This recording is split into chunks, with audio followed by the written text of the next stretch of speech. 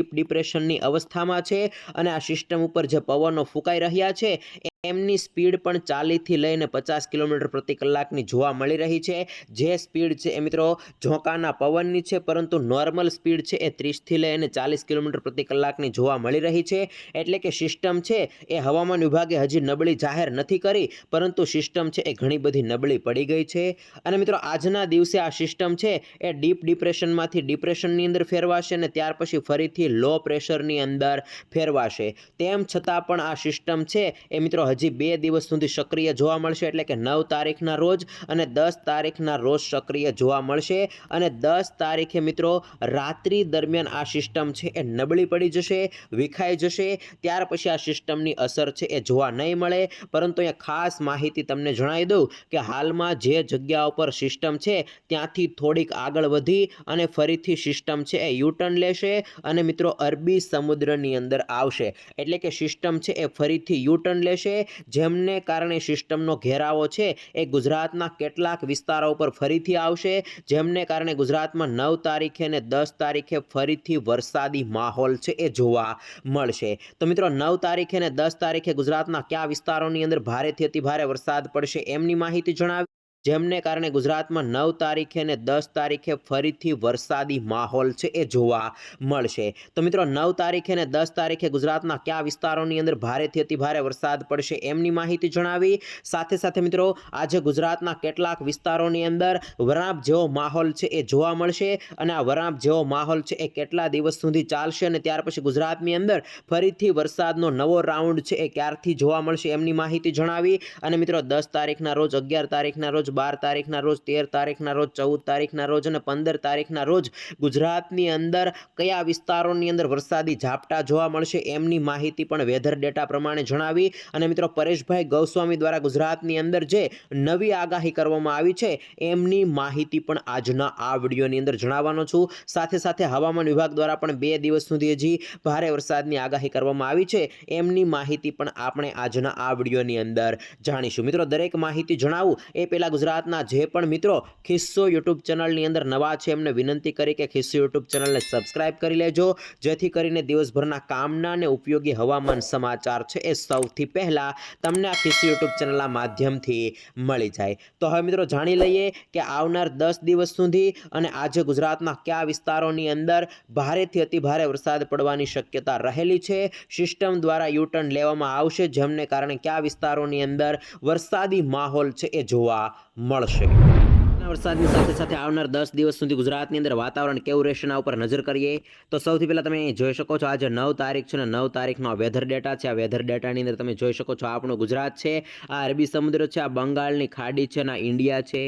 એની અંદર મિત્રો તમે જોઈ શકો છો બંગાળની ખાડીમાંથી જે સિસ્ટમ આવી હતી એ સિસ્ટમ હજી પણ ગુજરાતની ઉપર જે પાકિસ્તાનના વિસ્તારો છે એ વિસ્તારો ઉપર સક્રિય છે અને એ સિસ્ટમ મિત્રો આજે ડીપ ડિપ્રેશનમાંથી ડિપ્રેશનની અંદર ફેરવાઈ જશે અને ડિપ્રેશનમાંથી પણ નીચેના સ્તરે આવી જશે અને લો પ્રેશરની અંદર ફેરવાઈ જશે। તેમ છતાં પણ આ સિસ્ટમ છે એ મિત્રો 2 દિવસ સુધી સક્રિય રહેવાની છે અને આ સિસ્ટમ પણ મિત્રો ટર્ન લઈ અને ફરીથી અરબી સમુદ્રમાં આવશે, પરંતુ ગુજરાતથી ઘણી બધી દૂર જતી જશે અને નબળી પણ પડી જશે, જેમને કારણે ગુજરાતની અંદર ભારે વરસાદ છે એ જોવા નહીં મળે। અહીંયા ખાસ વેધર ડેટાની અંદર તમને માહિતી આપવાની છે કે મિત્રો ગુજરાતની ઉપરના જે વિસ્તારો છે ત્યાં સિસ્ટમ સક્રિય છે, પરંતુ અરબી સમુદ્ર છે ફરીથી નિષ્ક્રિય અવસ્થાની અંદર આવી રહ્યો છે। તો બંગાળની ખાડી છે એ પણ ફરીથી નિષ્ક્રિય અવસ્થામાં આવી રહી છે અને મધ્ય ભારતના ભાગો છે ત્યાં થોડીક સામાન્ય એક્ટિવિટી છે એ જોવા મળી રહી છે। બાકી એ વિસ્તારો ઉપર પણ હવે ચોમાસાની એક્ટિવિટી છે એ થોડીક નબળી પડશે અને અહીંયા તમે જોઈ શકો છો આ તમામ ભાગોની અંદર હાલમાં કોઈ એક્ટિવિટી છે એ જણાતી નથી અને અહીંયા ભરૂચ, સુરતથી મુંબઈ, મહારાષ્ટ્રથી કેરળ લાગુ જે વિસ્તારો ઉપર એક અપશોર ટ્રફ બનેલો હોય છે એ પણ હાલમાં સક્રિય નથી, જેમને કારણે ગુજરાતની અંદર હવે આવનાર દિવસોની અંદર વરાપ છે એ જોવા મળશે। આજુબાજુના વિસ્તારો ઉપર મિત્રો ચોમાસું છે એ સક્રિય નથી, એમને કારણે ગુજરાતની અંદર વરાપની શરૂઆત થશે। અહીંયા તમે જોઈ શકો છો આજે 9 તારીખનો વેધર ડેટા છે અને આજે ગુજરાતની અંદર મિત્રો કચ્છના તમામ વિસ્તારોની અંદર ક્યાંક હળવો તો ક્યાંક મધ્યમ અને ક્યાંક ભારે વરસાદ છે એ આજના દિવસે જોવા મળશે। બાકી એ સિવાયના આજે તમામ વિસ્તારો છે એ વિસ્તારોની અંદર આજે વરાપ છે એ જોવા મળશે। તેમ છતાં પણ બપોર પછીના સમય એટલે કે સાંજના સમય સમયે અથવા તો વહેલી સવારે અમુક વિસ્તારોની અંદર સામાન્ય હળવા ઝાપટા છે એ પડી શકે છે અને એ ઝાપટા છે એ માત્ર એક ગાંવ પૂરતા હોઈ શકે છે, આખા વિસ્તારોની અંદર નહીં હોય, આખા તાલુકાની અંદર પણ નહીં હોય અને આખા જિલ્લાની અંદર પણ નહીં હોય, કેમ કે જે સિસ્ટમનો વરસાદ હતો એ વરસાદ હવે પૂર્ણ થઈ જશે આજથી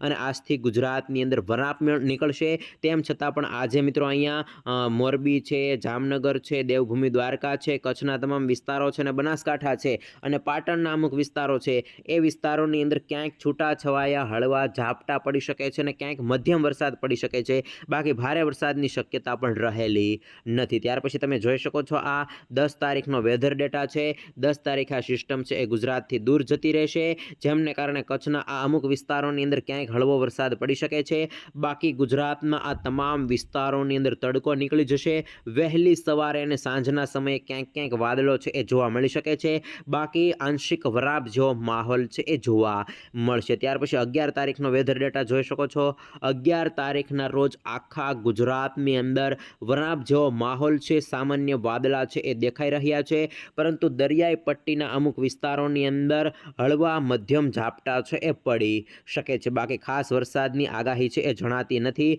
ત્યાર પછી અહીંયા 12 તારીખનો વેધર ડેટા જોઈ શકો છો. 12 તારીખના રોજ આખા ગુજરાતની અંદર આંશિક વરાપ જેવો માહોલ છે. આ તમામ વિસ્તારોની અંદર સારો એવો તડકો પડશે, પરંતુ અહીંયા જે દરિયાકાંઠાના વિસ્તારો છે એમાં ક્યાંક હળવા ઝાપટા છે એ નોંધાઈ શકે છે. ત્યાર પછી મિત્રો તમે જોઈ શકો છો 14 તારીખના રોજ બંગાળની ખાડીમાં એક સિસ્ટમ બનવાની છે. એ સિસ્ટમ ગુજરાતની નજીક આવશે, જેમને કારણે મિત્રો 15 તારીખથી એક વરસાદનો રાઉન્ડ છે એ ચાલુ થઈ જશે અને મિત્રો અહીંયા તમે જોઈ શકો છો 14 તારીખના રોજ વેધર ડેટા પણ બતાવી રહ્યા છે કે સુરત છે, વલસાડ છે, નવસારી છે, ત્યાં વાદળોનું પ્રમાણ થોડુંક વધ્યું છે અને મિત્રો હાલમાં જે સિસ્ટમ છે એ સિસ્ટમ ગુજરાત ઉપરથી દૂર જતી રહી છે, જેમને કારણે સિસ્ટમ ગુજરાત ઉપર આવી હતી ત્યારે મિત્રો ખૂબ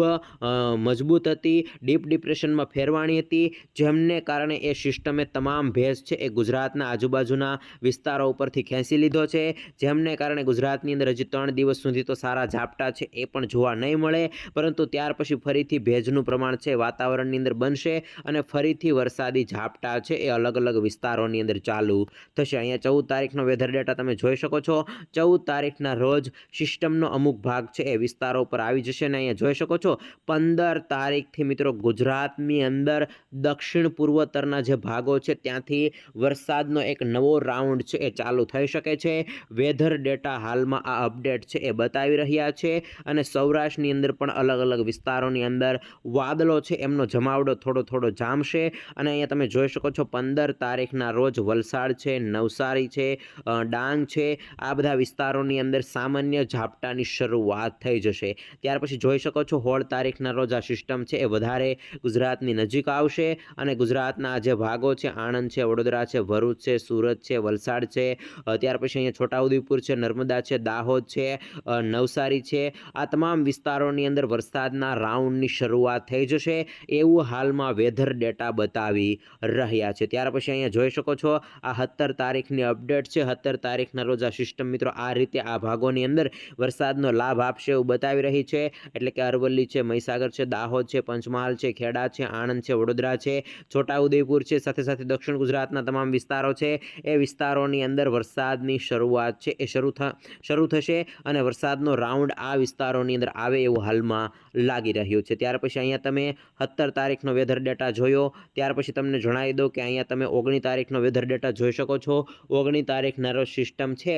એ નબળી પડી જશે, તેમ છતાં પણ છૂટો છવાયો વરસાદ છે એ જોવા મળશે અને ત્યાર પછી અહીંયા 20 તારીખનો વેધર ડેટા જોઈ શકો છો. 20 તારીખના રોજ પણ આ વિસ્તારોની અંદર હળવો વરસાદ આવવાની શક્યતા રહેલી છે. આમ મિત્રો ગુજરાતની અંદર વરસાદને લઈને હાલમાં વેધર ડેટા બતાવી રહ્યા છે કે ખાસ કરીને મિત્રો 17 તારીખથી 17, 18 અને 19 તારીખ દરમિયાન ગુજરાતના પૂર્વોત્તર લાગુ જે વિસ્તારો છે એ વિસ્તારોની અંદર વરસાદનો એક સામાન્ય રાઉન્ડ આવવાની શક્યતા હાલમાં વેધર ડેટા છે એ બતાવી રહ્યા છે અને પરેશભાઈ ગૌસ્વામી દ્વારા પણ કહેવામાં આવ્યું છે કે 15 થી લઈને 20 સપ્ટેમ્બરની વચ્ચે વરસાદનો એક નવો રાઉન્ડ છે એ જોવા મળશે. એ રાઉન્ડની અંદર કેટલો વરસાદ પડશે, શા કારણે પડશે એમની હજી અમને માહિતી નથી જણાવી, પરંતુ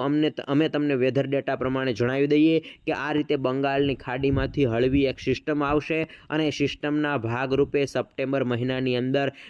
પૂર્વોત્તર ગુજરાતના જે વિસ્તારો છે, આ જિલ્લાઓ છે, એ જિલ્લાઓની અંદર વરસાદનો એક નવો રાઉન્ડ આવવાની શક્યતા છે. ત્યાર પછી મિત્રો પરેશભાઈ ગૌસ્વામી દ્વારા જે નવી આગાહી કરવામાં આવી છે એના ઉપર નજર કરીએ તો મિત્રો પરેશભાઈ ગૌસ્વામી દ્વારા કહેવામાં આવ્યું છે કે હાલમાં જ્યાં પાકિસ્તાનના વિસ્તારો ઉપર સિસ્ટમ સક્રિય છે એ સિસ્ટમ ત્યાંથી થોડીક આગળ વધી અને કરાચીના વિસ્તારો થઈ અને ફરીથી અરબી સમુદ્રની અંદર આવશે